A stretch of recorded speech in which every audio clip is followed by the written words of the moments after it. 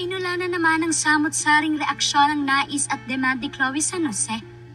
Ito'y matapos pag-usapan ng tungkol sa mangyayari sa kasal nila ni Kaloy.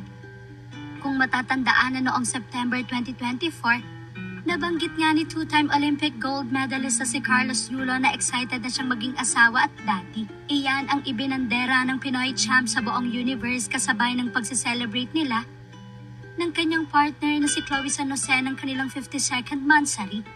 We did it, mahal ko. Now let's focus on our next goals. At syempre, excited na ako maging daddy at asawa, mababasa sa sulat. Dahil dito, curious tuloy ang mga netizens kung ikakasal na ba ang dalawa. Ngunit ano nga ba ang gustong mangyari ni Chloe sa magiging kasal nila ni Kaloy? Ibinalita ng social media personality na si Chloe San Jose na totoong napag-uusapan na nila ni Carlos Yulo ang pagpapakasal. Iyan ang aminin niya sa isang panayam nang matanong tungkol sa estado ng relasyon nila ngayon ng two-time Olympic gold medalist na si Kaloy. Napag-usapan muli ang love story ng celebrity couple dahil sa nilaunch na debut EP ni Chloe na may titulong Chloe Angele For Real mula sa Star Pop under Star Music. Ilan sa mga tracks sa EP ng dalaga ay mga love song, kabilang na ang isinulat ng hitmaker na si Rox Santos na ayon mismo kay Chloe ay inspired by her real-life romance with Carlos. 5 taon na magkasintahan ng dalawa, kaya naman marami ang umaasa na sa kasalan din mauuwi ang kanilang pagmamahalan.